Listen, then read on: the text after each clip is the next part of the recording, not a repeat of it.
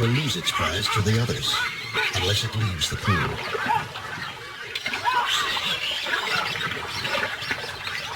But when it does, a big baboon is waiting.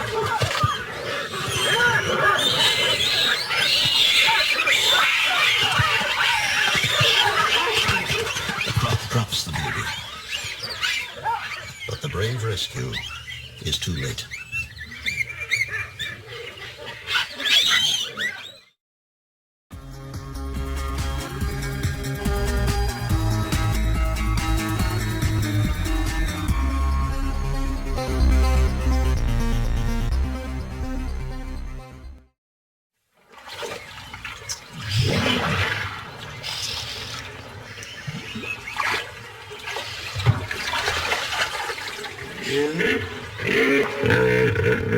This is the story of a pool and the animals that cannot live without it.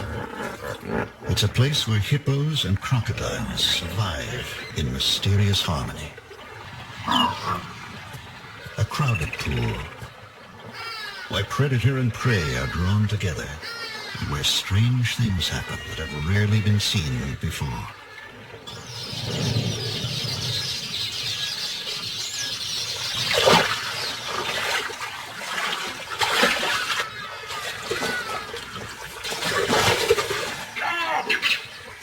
At this pool, thirst can be dangerous, and drinking becomes a deadly game of chance.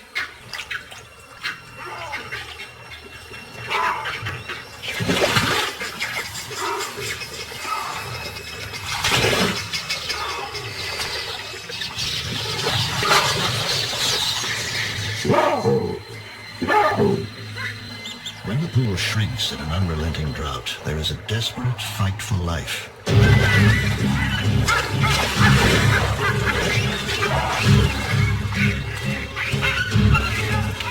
Wild anarchy takes over, but only the fittest can survive.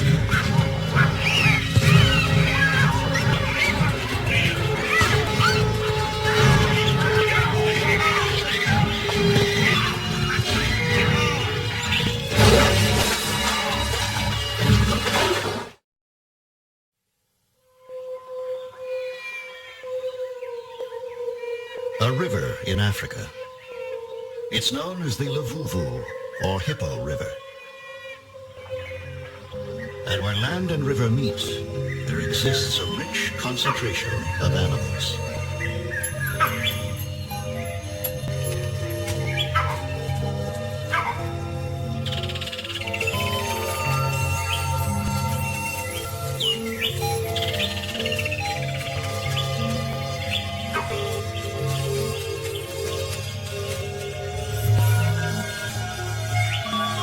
Countless years, this river has sustained life in the northern reaches of South Africa's Kruger National Park.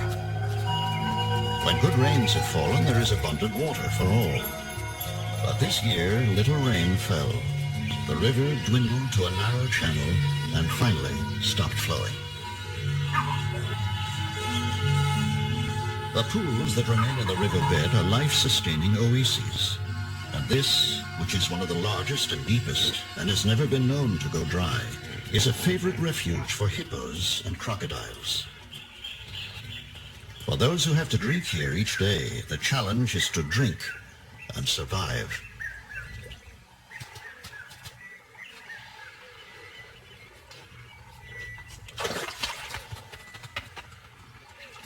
With over 60 crocodiles congregated here, caution becomes the first rule. Wise in the ways of the pool, oxpeckers, on their floating islands, drink safely. And these unpredictable giants don't seem to mind the few extra ounces of their company. But more extraordinary is this young crocodile, the smallest in the pool, who's become a regular passenger. It is possibly safer basking on the surprisingly tolerant hippos than with its own kind.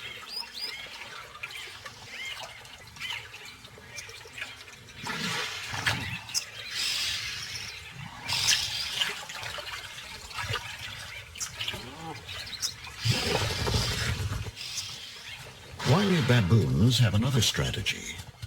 They dig pits at the pool's edge and drink the seepage water, rather than risk a croc attack. In contrast, this female impala is so stressed by thirst she's beyond caution.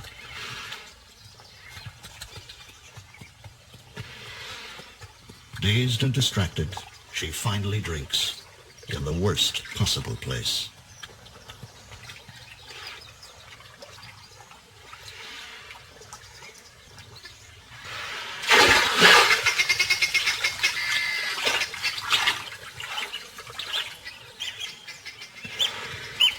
Crocs aren't the only problem here. These impala have run afoul of a white-crowned plover, whose eggs are in a depression in the sand. These birds only nest near water, and so when the river dries, the fringe of the pool becomes prime real estate. But it's also a busy and dangerous thoroughfare. Crocs come here regularly to bask. Crocodiles lumbering up the bank are a major hazard for the fragile eggs. But unlike the timid impala, the crocs ignore the bird's warning cries. Lucky this time, and she settles down again to brood. Hippos spend their nights grazing, often far from the pool, and by day they too like to lie in the warm sun. A large, wet snout, applied with surprising gentleness, seems all that's needed to clear some space on the crowded beach.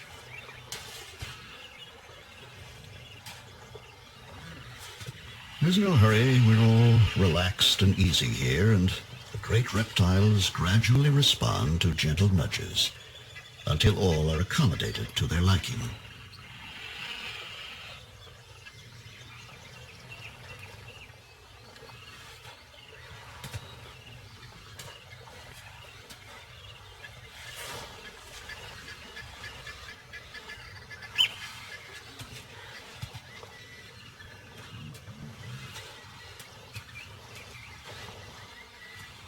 Another close call for the plovers as the crocodile returns to the pool.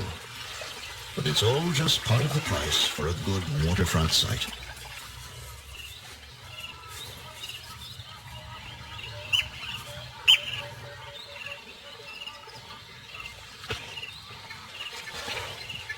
Hippos are a nuisance for the plovers.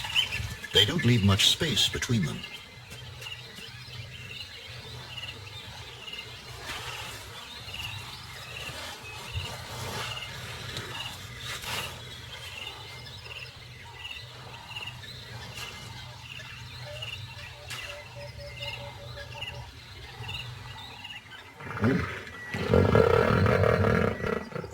The rains that usually revive the river are late this year.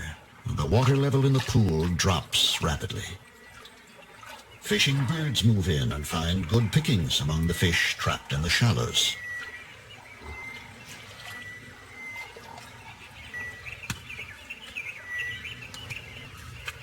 The yellow-billed stork's juggling act is no game, but a way to tire the fish into relaxing its sharp, erected spines.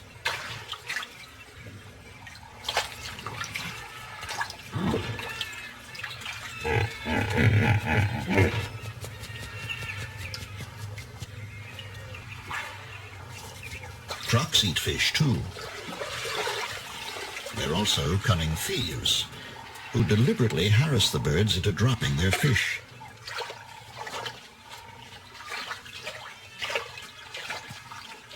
The herons must wet their catch before they can swallow it, and the crocs watch closely, waiting to move in and panic the bird at just the right moment.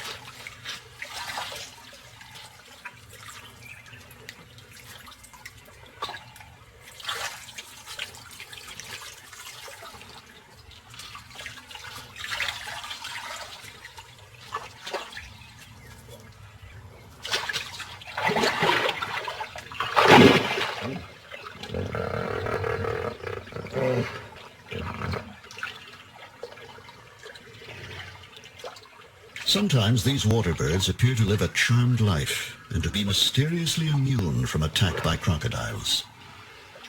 But bird and reptile understand each other well.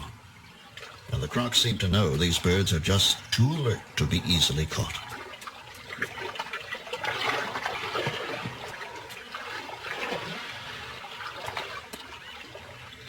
But not all birds are crocodile smart. Green pigeons don't often drink. Usually they get enough moisture from the fruits they eat. But in the heat of this dry year, the birds are forced to come to water, and they're innocent of any danger.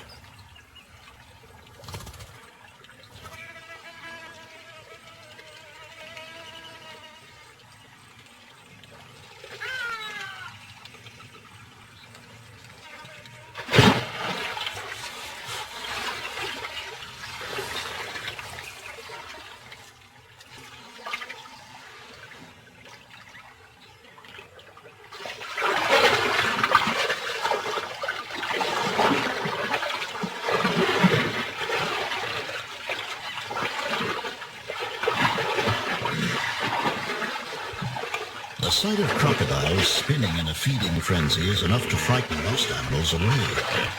But as the crocs tear apart an young bull, something amazing happens. A hippo moves in and begins to mouth and lick the bodies of the feeding crocs.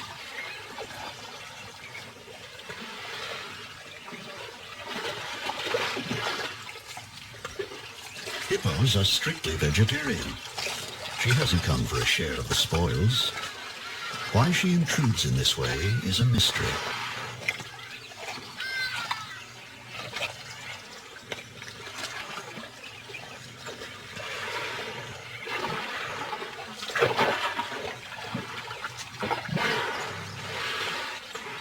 She is more powerful than the crocs, and her dominance over them is absolute.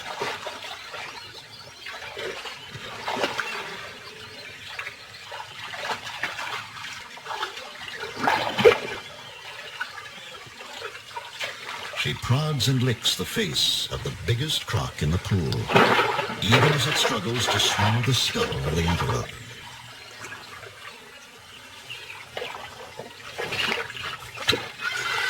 And then, as if her curiosity has been satisfied, she loses interest and leaves the crocs to their feast.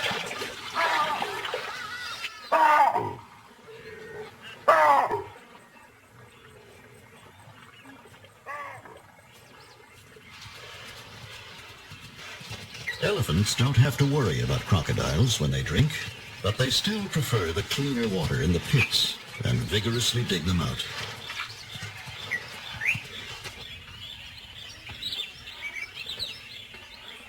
In the river bank near the pool, a large colony of nesting bee-eaters are feeding their young. They must forage continually in the hot sun to satisfy their needs. To cool off, every afternoon they fly over the pool and dive for their drinks.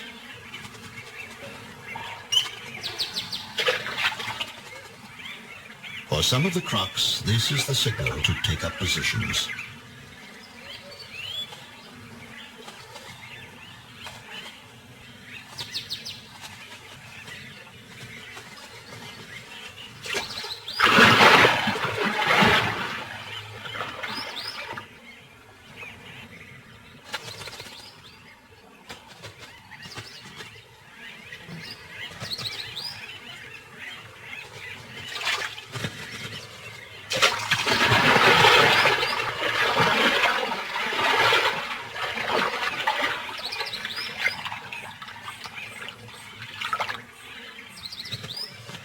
The odds are heavily in favor of the bee-eaters, and most survive the croc strikes.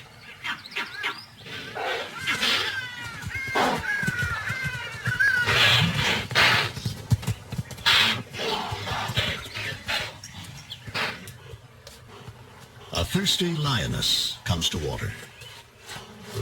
She tries a pit, but finds it full of bees.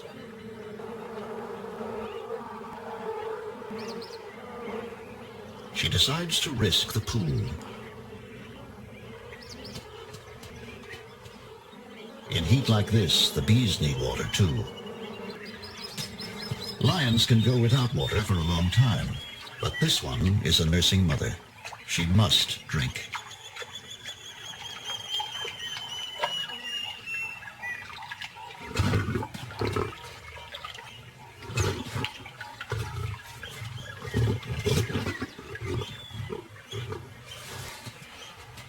Maybe the bee pit isn't so bad after all.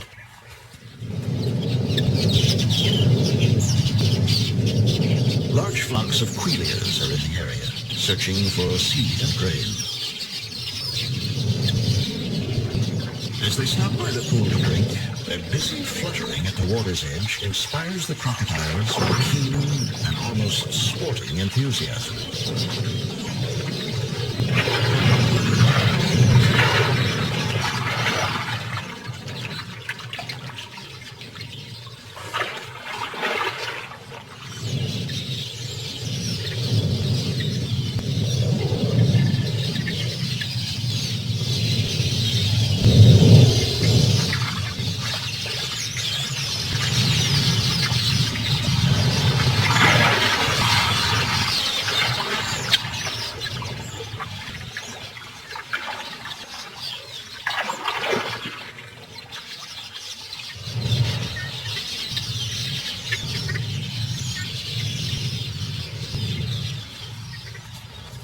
The monitor lizard is the scourge of both ground-nesting birds and the egg-laying crocodiles.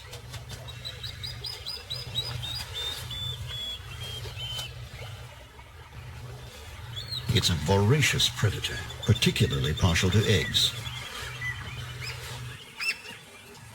And the feisty plover immediately declares war.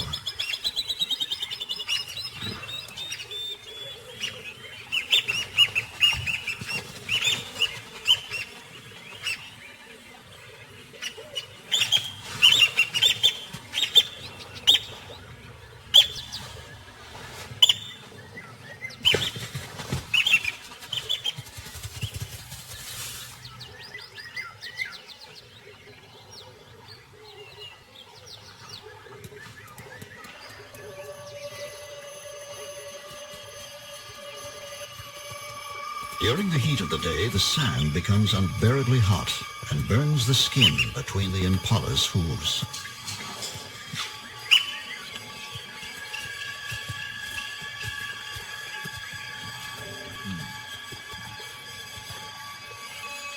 For the plovers on their nest, this is when easy access to water pays off. The bird is soaking its breast feathers until they are weighted with water. It then hurries up the scorching sand to relieve its mate.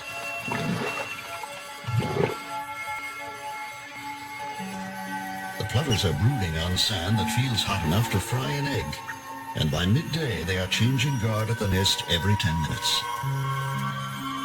Without the constant protection of their cool, wet feathers, the eggs could not survive the heat. The sand is so hot, it's a wonder she doesn't fly down.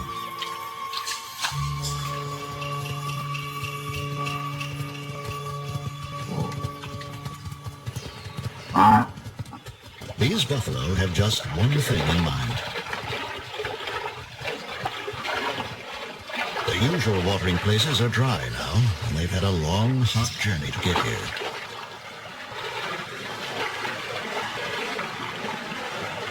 One of the calves strikes out on its own and is soon in dangerous company. But these aren't the biggest crocs in the pool, and the lucky calf quickly returns to the herd.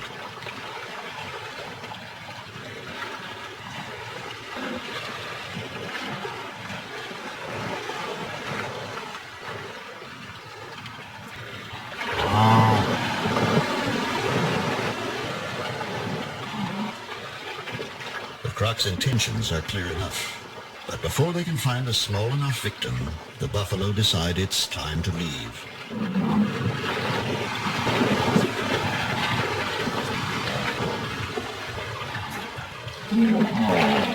An irritated hippo helps them on their way.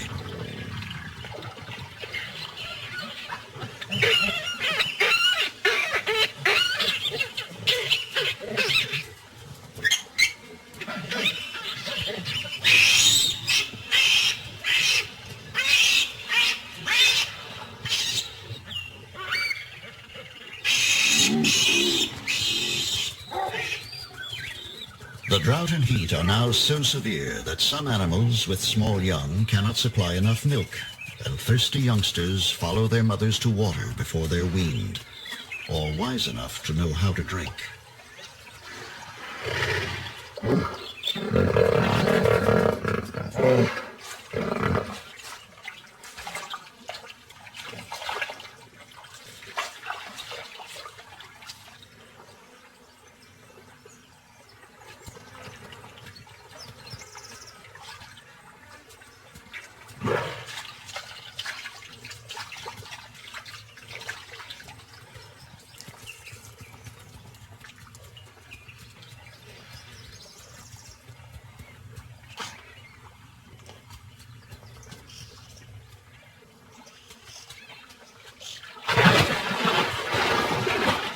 In an instant, both croc and fawn vanish into the pool, leaving behind a bewildered mother.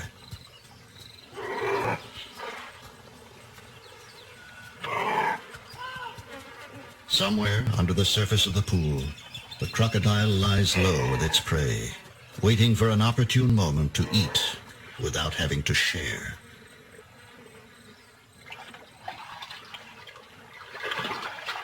The most carefree creature in the pool is this baby hippo. She frolics around her mother in that special state that belongs to all young things.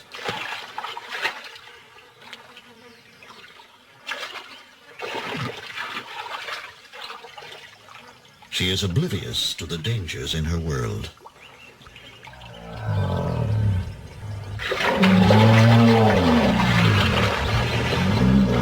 The pool is steadily shrinking and is already too small for so many animals.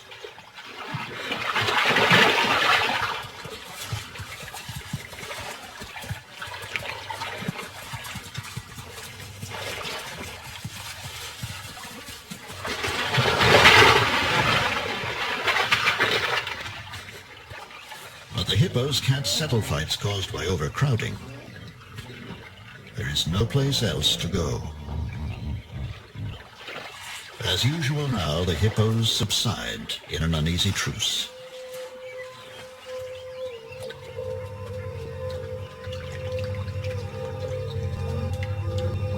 Subdued by the day's heat and temporarily at peace, the baboons relax around the pool.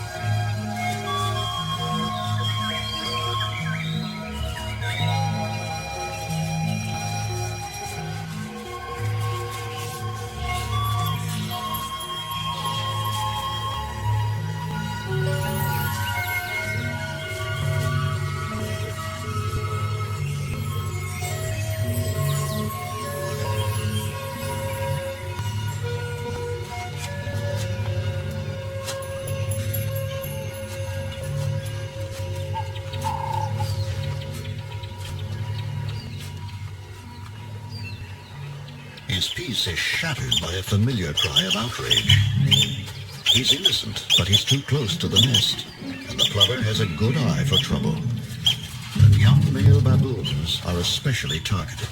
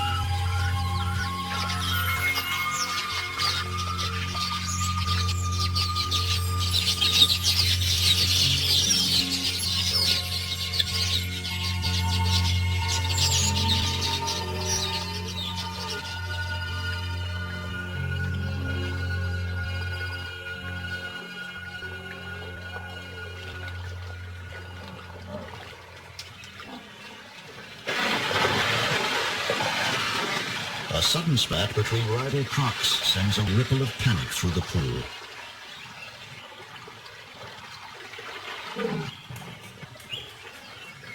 It's small wonder that the plovers are having trouble. A fresh track shows that a crocodile plowed right over their eggs. This is their third nest of the season that's been lost to the crocodiles. Starting again from scratch, the plovers perform the ritual of selecting a site for a new nest.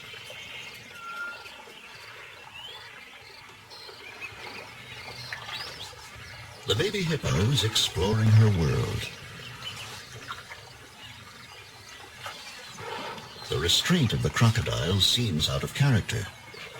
But with 2 tons of devoted mother nearby, she's free to treat crocodiles with the same bold familiarity as the adult hippos do.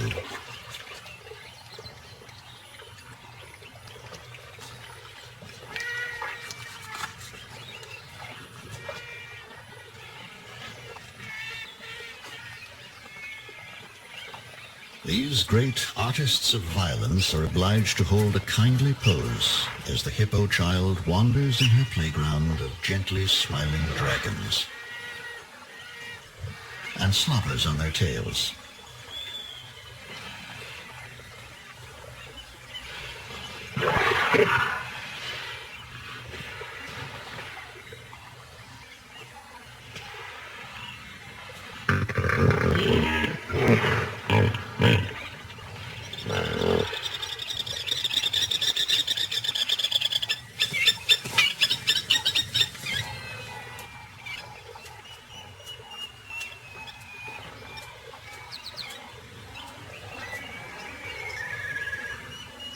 A yellow-billed kite checks the pool for an easy meal and sights a dead fish.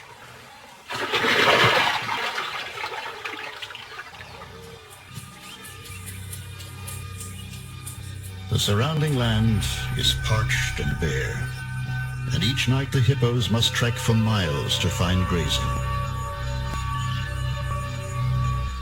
Other animals wander in the riverbed in search of the few remaining pools.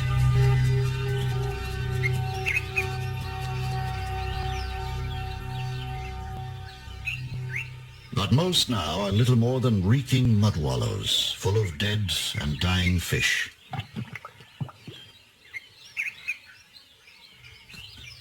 Even so, the impala would drink here, but the pool is dominated by a single croc, the last of a group of more than 40 that were here a month ago. The monkeys won't risk it and drink instead in deep footprints. The fawn's attempt to drink is a small disaster. Now it's covered with stinking mud.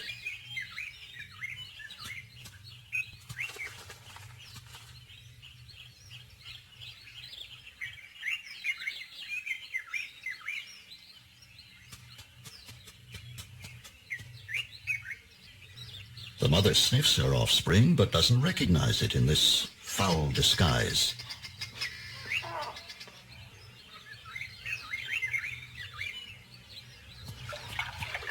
The crocodile that has held back the drinkers suddenly leaves.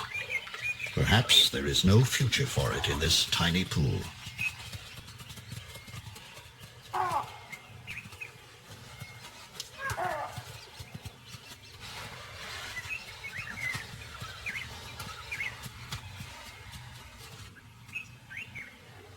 The mother has made up her mind. This is not the sweet-smelling youngster she came with. But the fawn knows better.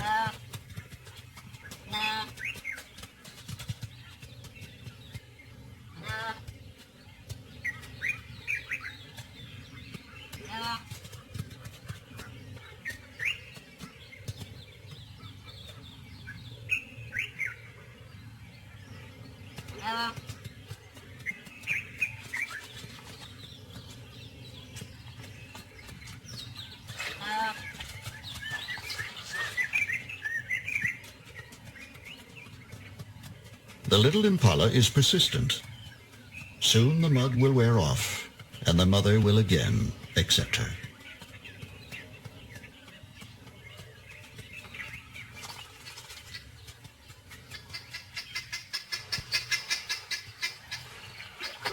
The crocodile reappears, covered in fresh red earth.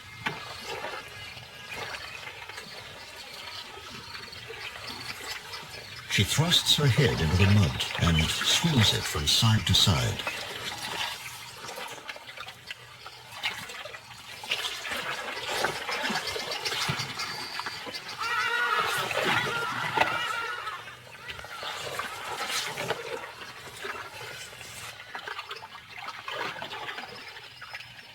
At first, her peculiar behavior is a puzzle, and then her secret is revealed as her muddy jaws open gently to release the newly hatched babies she has carried down from her nest on the riverbank. This is the reason she has remained in the pool so long. She would never desert her young. She is their only protection.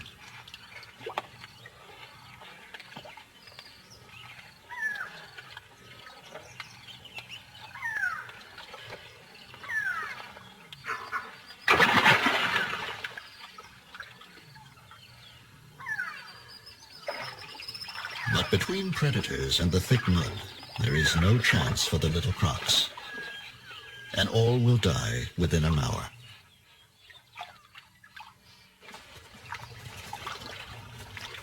Back in the big pool, crocodiles writhe and heave over another carcass.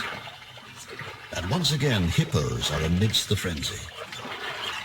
There's nothing for them to eat, yet something attracts them here.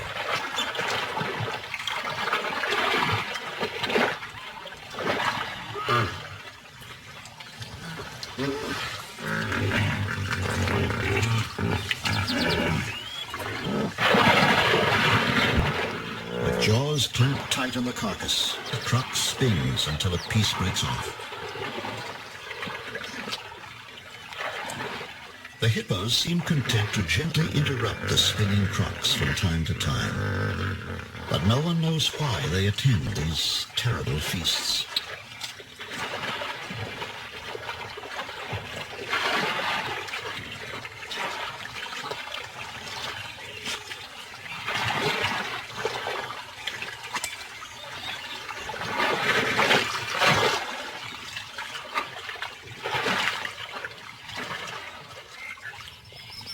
For 9 months, little rain has fallen, and the animals risk death for water.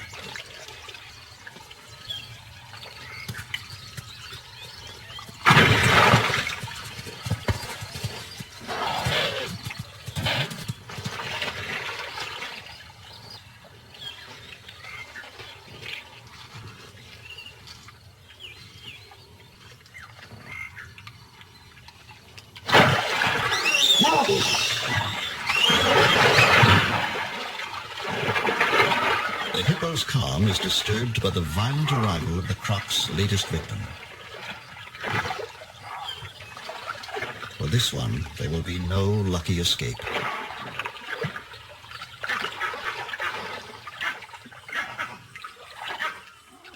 The baby hippo is already wedged deep among crocs, close to the impala carcass and the biggest crocs in the pool.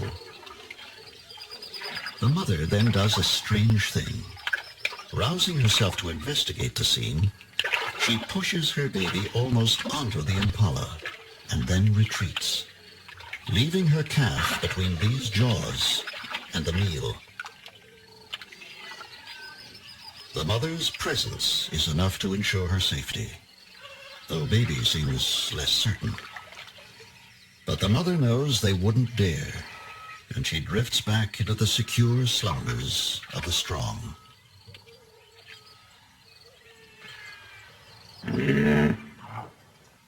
The pool has become so dangerous that most animals prefer to drink from the pits.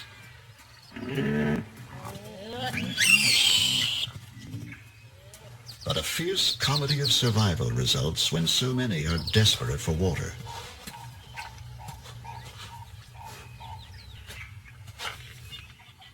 Large male baboons commandeer the pits and drink every mouthful of water that seeps in.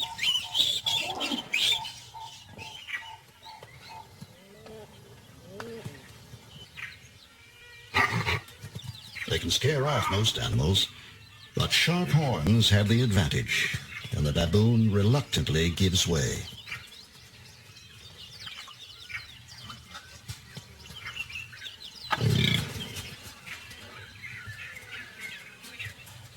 Competition at the pits is so fierce that those that can't cope with a big baboon have to take their chances at the pool. A nursing mother must have water, but she takes a terrible risk to get it.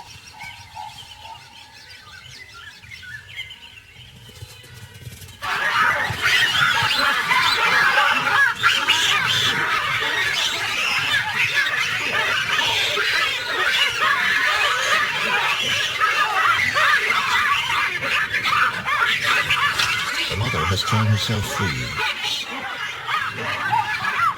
But the baboons conceive that another croc has her baby.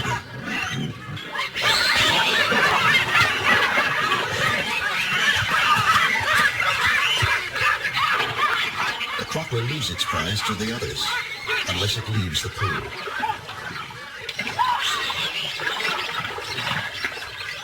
But when it does, a big baboon is waiting.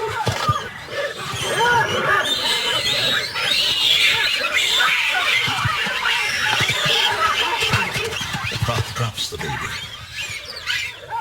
But the brave rescue is too late.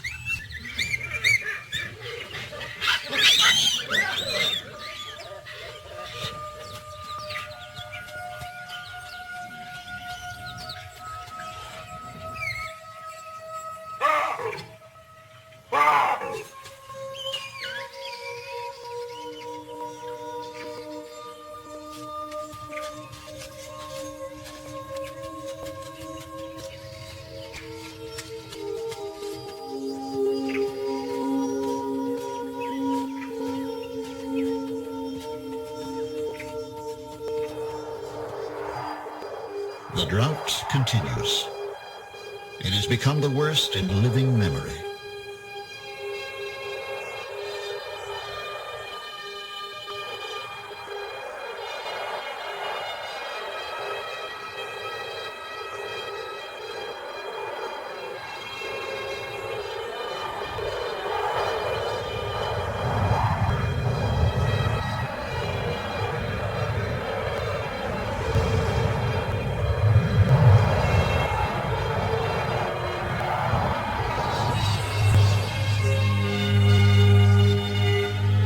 The pool has dwindled to a mud wallow, and many of the hippos have left on the final quest for water.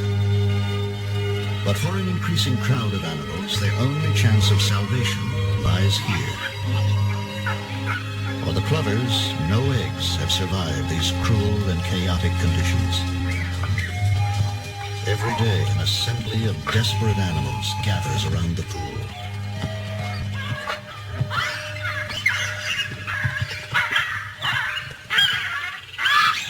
These baboons, who are seldom peaceable, reach new levels of aggression among themselves.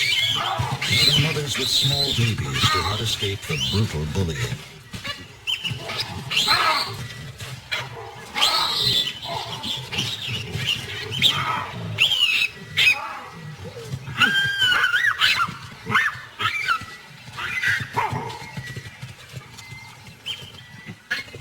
Baboons still dominate the pits. But a female Inyala, driven by thirst, is ready to fight for a drink.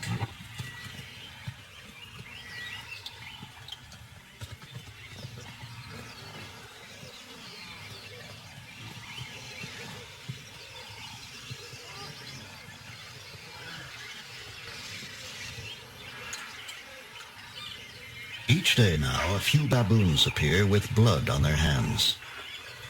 Their victims are impala fawns. Some are orphans of the drought, others only temporarily lost and alone. Trusting and totally defenseless, they're easy prey for a strong male baboon.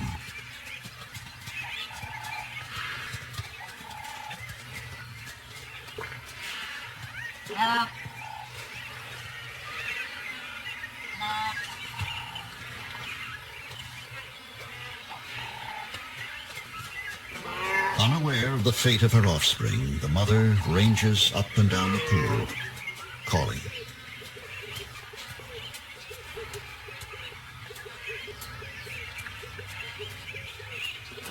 The hungry warthog roots around for choice pieces of rotting catfish, while a kudu, heedless of the crocs, drinks the mud.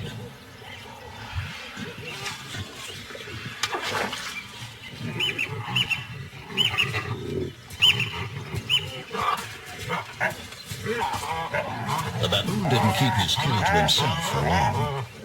Yet the contest seems to be as much about mere dominance as ownership of the carcass.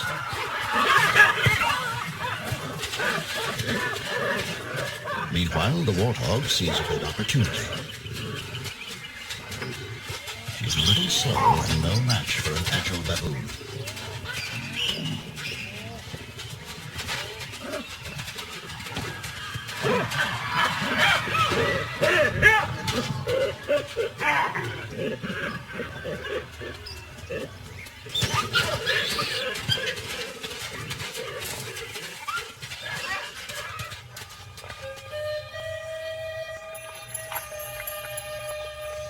As their pool dies around them, the hippos and crocs lie marooned in the mud like creatures made of clay, half-formed and waiting for their creator to complete them.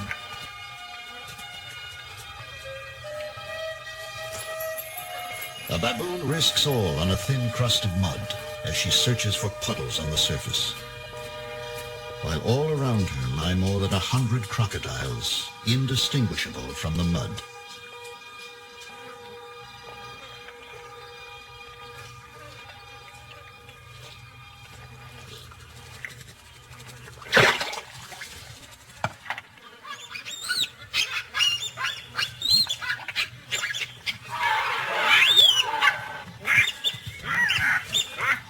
The mother is brave, but the life and death struggle is between these two.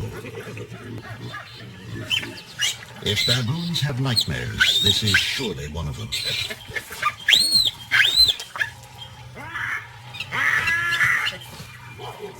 Torn between terror and wanting to help, the mother is unable to rally any support.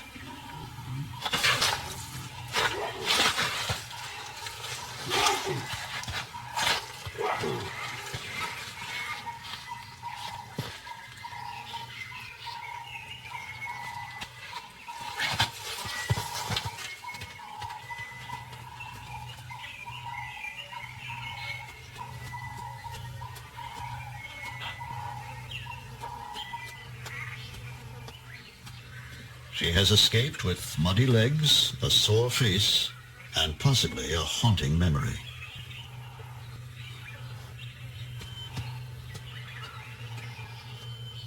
Right now, she needs some hands-on grooming, but there is none to be had. Just a curious stare.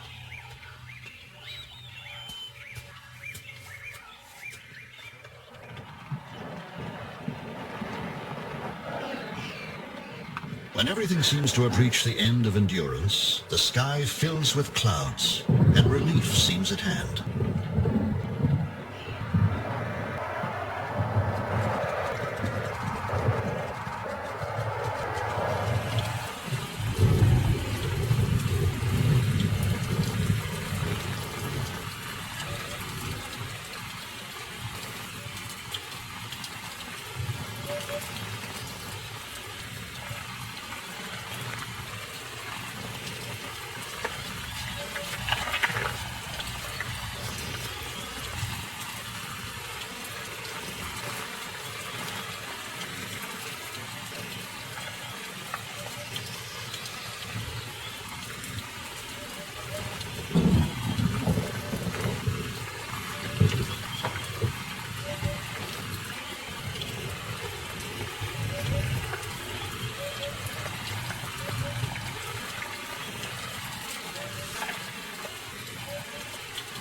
The spell of the drought is broken. The crocs return to life and begin immediately to devour the ripe remains of some old feast that was locked in the mud.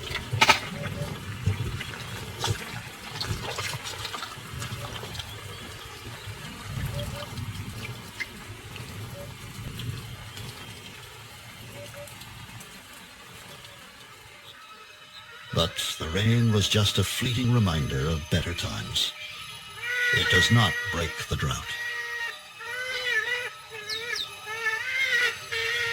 The withering heat returns and draws all remaining moisture from the pool. The last hippo has moved on and will probably die in a hopeless search for water. Only one old crocodile is left. He was the largest, the dominant croc. He shows no signs of weaning. He remains in his empty pool like a stranded nightmare.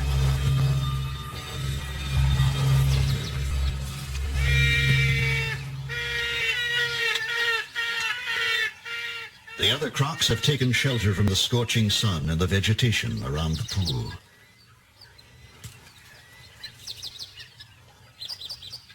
They lie motionless in the shade, surviving on their last reserves.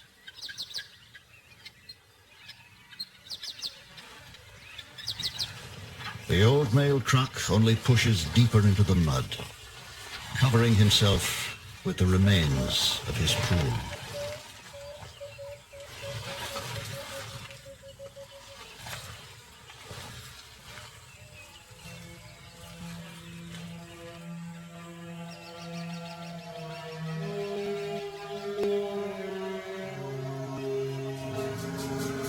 Six weeks later, in the center of the pool, at the place where the water was deepest, lies the skeleton of the big male croc, dominant to the end. Close by are the bodies of more than 30 baboons who succumbed when temperatures reached nearly 120 degrees. And in the surrounding bush, where they had sheltered from the sun, are the desiccated remains of the crocodiles.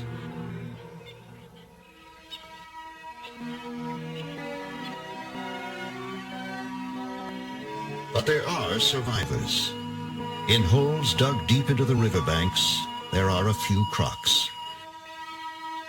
Entombed in the cool dark, they're able to conserve moisture and wait for the return of their river.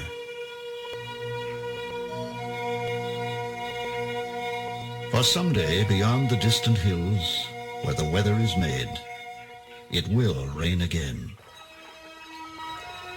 And the end of the drought will come trickling down the riverbed.